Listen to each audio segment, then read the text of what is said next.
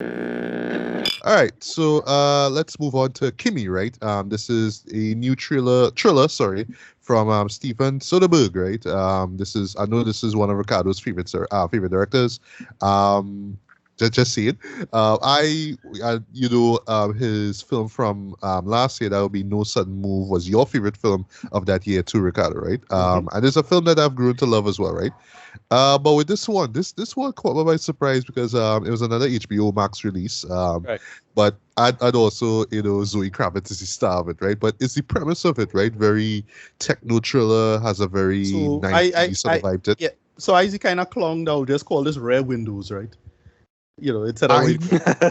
no. There are a lot of rare window references in Yeah. this. No, No, like I would say, like it's the first third of it, you watch is like, but yeah, this is real window though. Like, yeah. swear to God, right? Yeah. Yeah. But you're right. So that's what it is, right? But for me, I just kind of sort of like because ever so often Steven would do more smaller films, right? When I say smaller, I mean in terms of cast and whatnot, right, and location and whatnot, right? And I was getting that kind of vibe from this movie here, right? But I try to go in as blind as possible, So I'd be surprised by this, right? But Ricardo, take it away. What is Kimi about? Sure. So Kimi is about a device in the future that is similar to Siri or similar to these robot algorithmic things that listen to everything you say and do. Called Kimi. It's really really good, and the reason why it's so good is because very talented programmers are behind the whole thing. It's a 2 weeks in the future type story. So Yeah, Zoe Kravitz I plays. like that 2 weeks in the future. 'Cause I was watching it's like it's not in the real world right now, but it feels like I don't know a year from now. This is how the Right. world will be. COVID is still relevant, for example, Yes. Mm. and it's all of this stuff, right? Yeah, it's Zoe Kravitz. She's playing, what's her name? Oh, Angela Yeah, Angela Childs. Childs, right? Yeah. So yeah, she's playing Angela Childs. She's like a super paranoiac, hypochondriac type who don't want to leave she house, and they give a reason why. They explain that later. But yeah, that's pretty much it. So she just doing her job, with this thing in her house called Kimi. Kimi just listen to you and listen to everything you do and say. And And here, then and here, yeah, and she basically what happens is that she kind of listening to some piece of song. That song is kind of off. That was sent to her. And she don't know why this thing was sent to her. And Oh she well, kind well, of well, well. To be clear, sorry, right? So like her job basically is that she handles like these errors, right? So it's no usually well because it's all voice command. I know. But what She is has that like the a song? low. Oh, But the song was sent to her in specific. It was like a song that she was like. It wasn't just like random through the normal. right. You're right. Right. Yeah. Anyway, so yeah. But yeah, you're right about that, right? So as in her, she have to like clear up how and why Kimi works is because she have to sort out mistakes and you do these kind of human error. You did a human solution instead of algorithmically sorting it out. You sort it out and program that into the thing. Anyway, she finds this piece of song and it's sounding kind of off and weird, and she hearing something. She little sound engineering trick and find out someone is being murdered, and it's a crime, and she has to sort this crime out, and it gets into the whole tech nature of what's going on with crime and so on and so forth. We find out it's some kind of cover up involving something, and that's about it. I liked this but didn't love it. It was fine, Okay. but I Okay. felt I'll say what the problem with it is that it's kind of spoiled the story early on by having the character do a certain thing and make a certain phone call, and that spoiled it for me. It's like, oh, we know what's going on. Like they just kind of spoil the whole thing, and that was unfortunate. Like nothing about it. Like I felt if they kept that covered up in terms of what was going on, it would have been fine. As a thriller, it works. Like it's just a modern techno thriller. Nothing about it feels too far fetched or out there. Just solid character stuff on her part. Zoe Kravitz was great in this. Just a nice you get a real sense of fear, and it's more her, having to catch yourself and sort it out, and not be too tied down to with her own, for lack of a better term, bullshit, to solve this crime and to sort out what the hell going on. And it worked in that sense. And yeah, totally Zoe Kravitz could totally play Doja Cat in a movie, right? Because yeah, she's looking real like I Doja Cat in this place. know, right? But yeah, that's about it. I felt it could have been they could have keep the cards closer to the chest with respect to what was going on, because I kind of figured out what was going on pretty much from the get-go. In terms of like the conceit, nothing was a big. I wanted a mystery, and we didn't really get one. They just kind of tell us what was going on more or less. And then the ending, the villains, the bad guys were little goofballs, right? They kind of get dotish at the end there. I was like, that was a little rushed. But that's about it. As a premise and conceit and execution, it was pretty solid overall as it was. Yeah, so that's just me. All right. Well, what's your rating? Can you give me a rating? The ratings, I want to say about a 6.5 out of 10, maybe a 7. I'll say closer to a 7. Yeah, well done. It places itself, good atmosphere, and a lot of that, almost all of that works for the most part. But everything else, I felt they could have. I really wanted more. A better mystery. That's all I'll say. Because I wanted in the first scene in the movie, they could immediately figure out what the hell going on. Like you just have to work backward from the conclusion. With respect to that. But that's about it. But I liked it for it was. But I really wanted a genuine mystery. I didn't really get it, to be honest. I'll save my thoughts for last, right? Ashton, your thoughts on Kimi. What do you think about the Kimi? All right, so when my wife suggested that we watch Kimi, I was like, oh, what is this bullshit? And her response was, I guess it's like that movie where the guy fell in love with his phone and his phone didn't want him to date anybody. Yeah. Right. So I was like, all right, I guess it sounds like some light shit. But I mean, like, why is the image of the stress, right? So I had no idea what I was gonna watch. Boom, boom, boom. The movie starts. I was like, oh, okay, it's interesting. I was like, yo, this is the most fucked up job in the world. You know what I mean? Like, that job sucks ass. I would never want to work. I would have do if I was making tons of cash per week though. But that's just a whole bunch of people. You know, a whole bunch of people on Facebook who dies basically their job, like or worse. Like, oh god, yo, yeah, my heart was out my heart to them, boy, because bro, that looked like a stressful life to me, boy. Oh yeah, terrible. But yeah, so the movie in general, as Ricardo said, they sell it out in the very start. If you are any type of movie goer or movie watcher, you will figure it out in 2 seconds. Yeah. So if they made that movie a thriller, it was a thriller for babies. It was a baby thriller. I think the movie I think was more about being a shut-in than anything. This part of it was just a side story. But before whatever happened to this girl, right?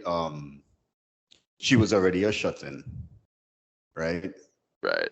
And something happened to her, and then COVID happened to her. So whatever shut-in behavior she had, it just intensified, right? But she does this, guys. She does a really cool trick every time she puts on sanitizer to dry your hands. You all can try it out when you're putting sanitizer now. Because I know you talk about it. I tried it in my car. It works. Okay. Yeah, I was like, oh, she's one of those weird girls. All right, I get it. If you was to ask me to rate this movie, I would give this movie a definite 2.5 Alexas out of 5 series.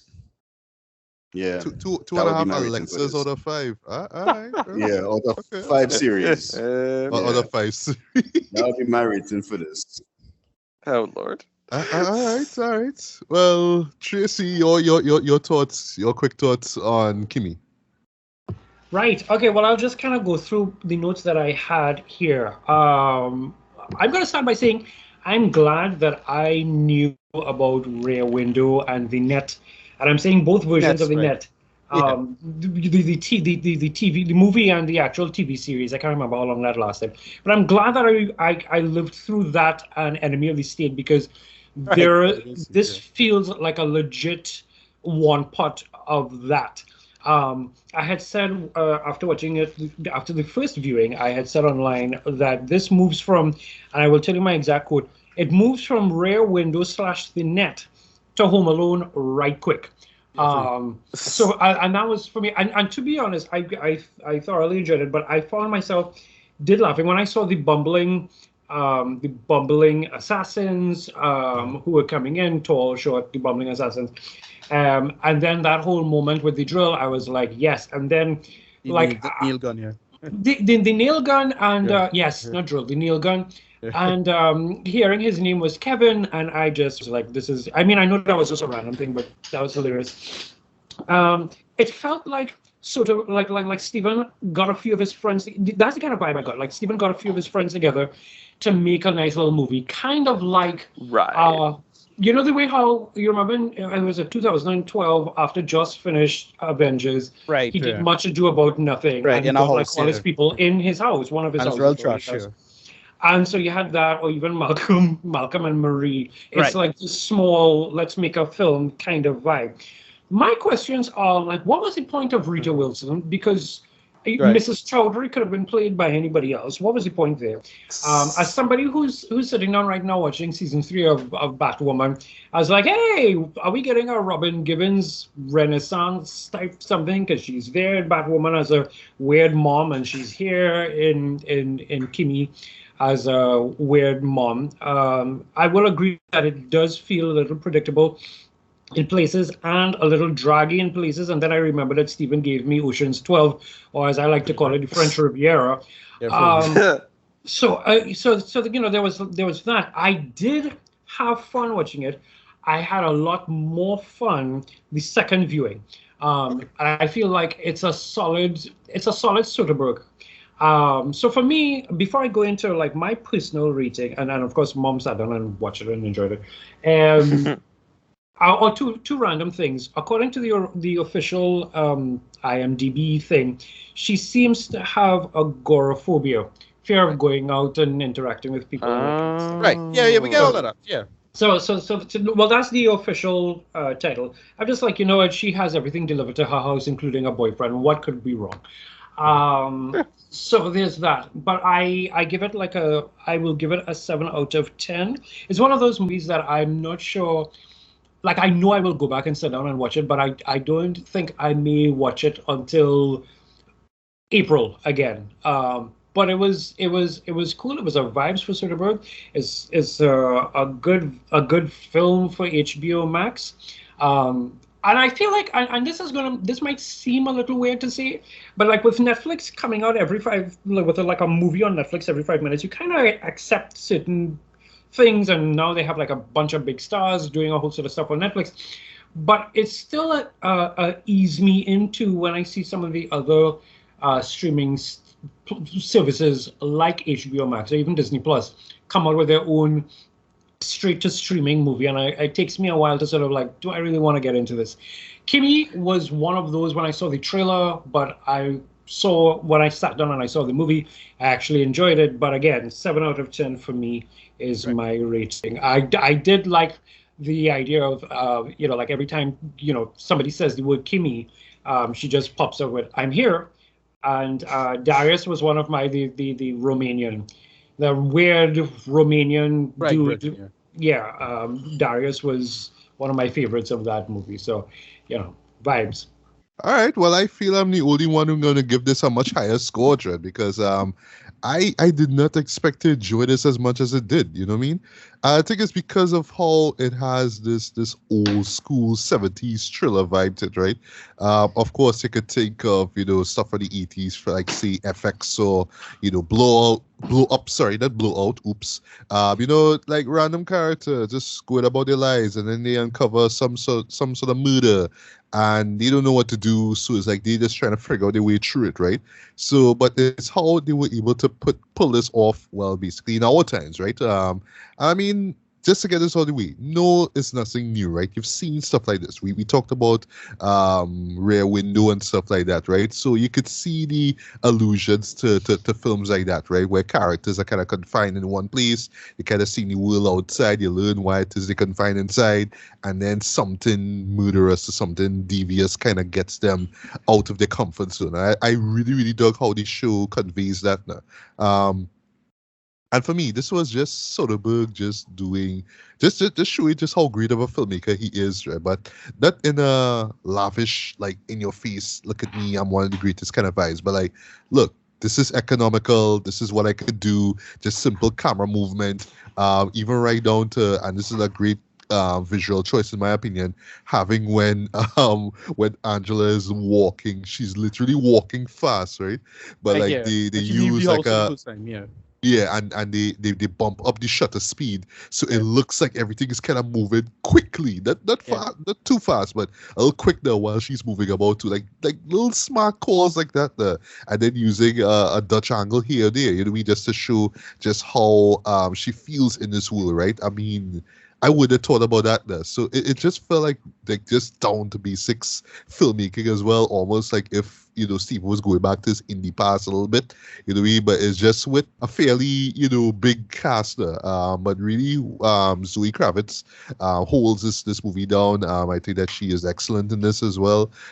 She is quirky as well too. There are mannerisms about it that, admittedly, I was laughing at, like like with the hand sanitizer, for example. But is when they tell you. When they kind of show you, well, not show you, but more or less suggest to you why she is that way now. It's like, oh, okay, that makes sense. And how they compare it to her little predicament is like, yeah, boy, Now, admittedly, yes, the villains, kind of they come off really intimidated at first, but then near the end they just do some dumb shit, Yeah, But that one part I like really how the show kind of treated like. It just had to have that one guy who just dropped the ball, and yes, this one guy who drops the ball. No, but all of them drop the ball. Everybody just all of them get noticed in the ending. But I find it like that one moment when they actually grab her, when they had this female friend and she's pretending to be your friend. I was like, oh, that's real jerk though. Like, yes. Yeah, it's like, all right, well, we're getting somewhere, but then they get kind of noticed at the end. It's like, whatever. Yeah, and I really dug how they used Kimi in that moment. Like, no, the show isn't about Kimi, but in shows like this, it's the device. It's the device that puts her in this situation, and now she has to get herself out of the situation, right? Speaking of which, though, this impressive use of sound design in this, though, like just how she was able to like decipher what was going on. I was like, yeah, this is an audiophile right there, where she just put out like all these devices and stuff there, like audio interfaces and shit. I'm like, God damn, like I need this in my life, Trey, but I'm afraid if I have stuff like this, I'll just end up being too much of an introvert, right? And I wouldn't want to leave the house because I'd just be there listening to sounds and all that kind of stuff, right? But yeah, I thought that Zoe crushed it with this one by and yes, it does feel familiar, when it comes to the pacing and just where the story goes and whatnot, though. But I don't know. For me, I just had a blast watching this, though. Maybe it's because I just went in not knowing what to expect, though. But I came out of it like, yeah, this is close to crowd pleasing for me, though. Like if I had seen this in theaters, yeah, this is one that I imagine people would have walked out like. Even right down to the ending, which I defend. I actually love the ending, by the way, right? It works. Even right down to, that's how the show ends. It's like, well, yeah, you know what I mean? So it feels like, yeah, this is Steven kind of just really going out of his way to entertain you, using this really dark COVID themed story. And I thought that, yeah, he pulled it off very well, man. So for me, I'm going to give this a decent 4 out of 5, man. This is one that I do see myself going back to, while I can't say for sure that this is one of the best movies of 2022, you know what I mean? I will say that this is easily one of the most enjoyable things I've seen this year so far, right? Will it hold up by year's end? I can't really say for sure, but I actually had a blast watching this, man, and I do recommend checking this out, man. You will enjoy it. You will have fun watching this. So, and yeah, I mean, it's another win for HBO Max. So when HBO Max EWs, call Soderbergh. Soderbergh know what to do, man. So yeah.